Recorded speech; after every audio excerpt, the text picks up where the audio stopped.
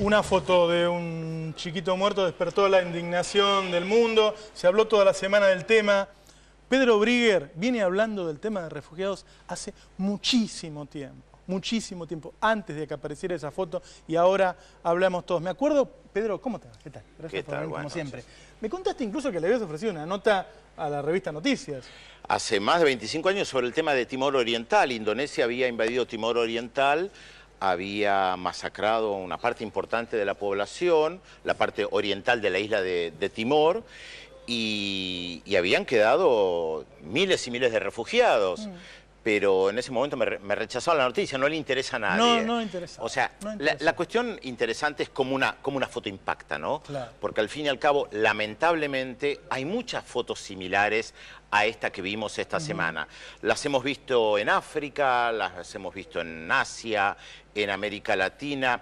Ahora, es verdad que esta foto de repente impacta porque se trata de Europa, el poder de las grandes empresas de comunicaciones que tienen la posibilidad de difundir una foto. Y está bien que lo hagan, porque al fin y al cabo lo que están mostrando es el drama de seres humanos. Exactamente. Ahora, lo interesante es el debate que hay en Europa de a quién recibir, si son inmigrantes, si son refugiados, si tienen papeles, si no tienen papeles, si son refugiados económicos, inmigrantes económicos.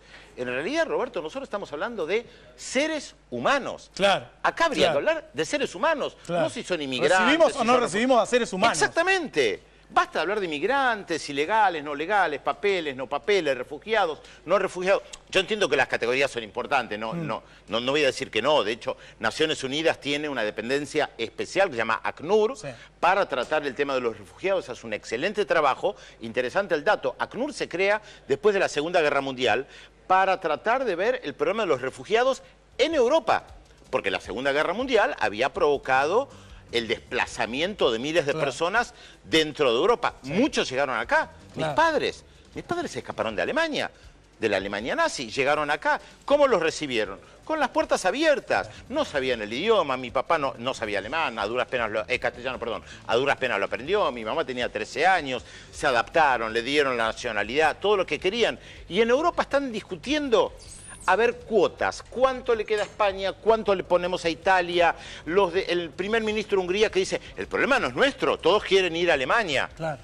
Y no saben qué hacer, cómo cerrar la frontera, porque además hay mucha hipocresía. Cuando vos escuchás al primer ministro francés, Manuel Valls, hablando de la foto del niño él que encabezó la deportación de una joven gitana hace un tiempo atrás, Francia que ha expulsado gitanos y rumanos no hace mucho, que le ponen todo tipo de trabas a los inmigrantes, a los refugiados, ahora se escandalizan con una foto. A ver, yo me quedé con la impresión, decime si está bien, que ahora por esta foto están recibiendo una cantidad de gente, pero a la vez están planeando cómo frenar la ola inmigratoria. Cómo frenarla, y la propia canciller alemana, Angela Merkel, dijo, vamos a ver cómo creamos las condiciones para devolver a sus lugares de origen a los que no puedan entrar de la mejor manera.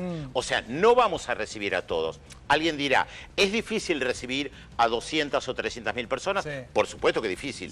Ahora, estamos hablando también de los países más ricos. Alguien dirá, están en crisis. En España, por ejemplo, más del 50% de los jóvenes están desocupados. ¿Cómo van a hacer para recibir? Pero ahí hay un error. Hay un error, porque que vos recibas a estas personas no significa que las tenés que mantener. Una persona es una unidad económica que consume, al consumir paga impuestos. Sí, pero primero el Estado los tiene que recibir. Y genera empleo y después termina trabajando él. Pero espera, Roberto, primero el Estado los tiene que recibir. Y esto es un gasto del Estado. Pero es casi una inversión. Yo no sé si es yo una en el inversión. país, yo te digo como economista, si yo a este país que tiene 40 millones de personas le meto 200, lo lleno de nuestros vecinos paraguayos, bolivianos y peruanos, que todo el mundo critica, somos una potencia. Cada uno vuelve a generar, ¿entendés? No es que eso es algo a largo plazo. No es un viejito jubilado que lo tenés que mantener. Yo estoy de acuerdo. Ahora, el problema, Roberto, que eso es a largo plazo. A corto plazo, esto implica inversión del Estado. Cuando lo que plantean es permanentemente achicar al Estado. Pero esa es una cuestión del poder económico. Por supuesto. Como cabeza política, yo te los recibo. Y más en economías tan envejecidas. Yo como cabeza política primero le abro las puertas porque son seres humanos. Claro. Primero. Claro. Pero después digo, me se le preocupo por lo vendió a otro. la gente con la cosa de... Porque alguien tiene que tener la culpa de las cosas que pasan. Del Sí. desempleo, de la delincuencia, que los inmigrantes son malos. Y no es cierto, no es distinto. A ver, lo que te quiero decir. Una unidad económica no importa si es argentina, boliviana o sirio. Una persona es una unidad económica. Cumple la misma función. Trabaja, consume y paga impuestos. Sí, yo entiendo lo que vos decís. Yo lo planteo primero desde algo básico, más allá de unidad económica. Ahora, yo te quería preguntar, son seres humanos. ¿por qué se suben a un bote para 4 personas, 15, sabiendo que es muy factible que se mueran? ¿Porque hay una muerte segura de donde vienen? Muerte segura es difícil de plantear, pero está claro que se escapan los que están en África y quieren llegar, por ejemplo, a Europa, se escapan de situaciones de guerra civil, de hambre, de extrema pobreza, caminan cientos de kilómetros a veces para hacerlo, pero también hay que recordar, y esto yo lo menciono siempre, que la inmensa mayoría de los iraquíes, por ejemplo, está en Jordania, está en un país vecino que también es pobre.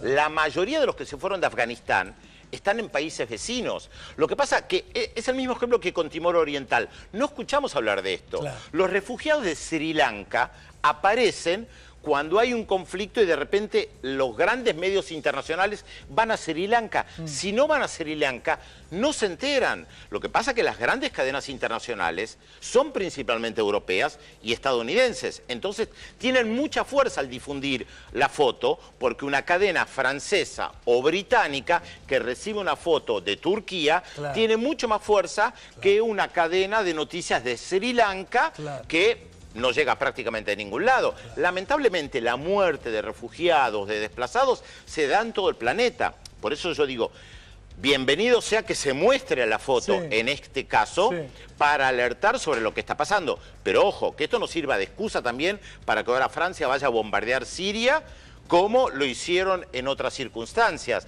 que con la excusa de que hay una guerra civil y que la gente está en peligro de muerto, van las grandes potencias, se arrogan el derecho a intervenir en cualquier lugar del planeta. Y no puedo dejar de mencionar algo que tuvo que ver con la década del 90. En la década del 90, Irak estuvo bloqueada por los Estados Unidos. En su momento el bloqueo, según Naciones Unidas, provocó la muerte, y esto lo hemos hablado en el Destape en su momento en más de una oportunidad, la muerte de más de 500.000 niños, según Naciones Unidas. En un programa de televisión de los Estados Unidos, la periodista Leslie Stahl le preguntó a Madeleine Albright, que era la secretaria de Estado de los Estados Unidos: señora, el bloqueo ha provocado la muerte de más de 500.000 niños. ¿Usted justifica el bloqueo? Y ella dijo que sí, que el bloqueo estaba justificado. Ahora, ¿por qué eso no provocó indignación? Porque era Estados Unidos, porque era Irak, porque había que bloquear a Saddam Hussein. Entonces, las primero cuestiones te políticas demonizo están y de por después te medio. puedo hacer cualquier cosa. Exactamente. No vimos las imágenes de los bombardeos prácticamente en Irak en el 2003. Ahora vemos imágenes horrorosas de Irak. Ahora vemos imágenes que nos escandalizamos porque se destruye algún sitio arqueológico en Siria. Válido, importante. Ahora, en Irak, los norteamericanos saquearon gran parte de los museos y de las bibliotecas. De eso no vimos imágenes. Así es. Que, digo, esto sucede en medio de una ola de fascismo, de avance de la derecha en Europa. ¿Puede generar, puede cambiar todavía y generar más rechazo y que esas fuerzas crezcan? Y sí, porque hay un debate interno. Cuando vos tenés países que están en crisis económica, por eso el dato de España es muy importante, aunque en España la extrema derecha no es tan importante. Lo ves en Austria, lo ves en Hungría, lo ves en el Reino Unido. Cuando hay escasez de trabajo, lo que hace la derecha siempre es decir, el problema son los inmigrantes. Hace unos años, una campaña electoral en Francia, la derecha decía el problema es el plomero polaco. Esa era la gran consigna. Los polacos vienen y nos quitan nuestra fuente de trabajo. Hay desocupación, ¿por qué? Porque el polaco le quita el lugar al francés. Polaco, albanés, rumano, turco, lo que vos quieras. No, que yo lo que me imaginaba, por la forma en que se vende la cosa, si vos le estás diciendo a una población tenemos que hacer un ajuste, y al mismo tiempo el Estado dice, bueno, pero ahora tenemos que darle una mano a esto, y seguro que alguno va a sacar de eso algo primero político, yo soy francés, ¿por qué le vamos a dar derechos a otros que vienen de afuera? Yo nací acá, mis padres nacieron acá. Porque este es el momento en que los políticos deberían explicarle a la gente, miren, primero tenemos que salvar vidas humanas, después vemos cómo los integramos y después van a terminar siendo ciudadanos como nosotros. Pero el discurso del nacionalismo es muy fuerte, entonces somos pega franceses, mucho. claro. La gente es muy propensa, está muy abierta, está muy predispuesta, es la palabra, a recibir ese discurso. Pues claro, los paraguayos, los bolivianos, el albanés, el rumano, el turco, el otro. En definitiva, el problema es el otro. Claro. Siempre claro. es el otro. Claro. Y después, ¿cómo juega esto dentro de lo que está ocurriendo en la Unión Europea? En donde volvemos a tener enfrentamientos entre Alemania y Francia. La Unión Europea se creó para terminar los enfrentamientos entre Alemania y Francia. Sí. ¿No? Volvemos a tener esos enfrentamientos, volvemos a tener algunos que dicen, no, saquémonos de encima a Grecia y de los países más pobres. Digo, bueno, también puede jugar en realidad, en el caso de Grecia, no se querían sacar de encima a Grecia, lo pusieron de rodillas. Claro. Más que sacarse de encima a Grecia, dijeron, mejor pongámoslo de rodillas claro. y que se adapten a nuestros planes económicos. Bueno, ahí también en Grecia... A Grecia están llegando.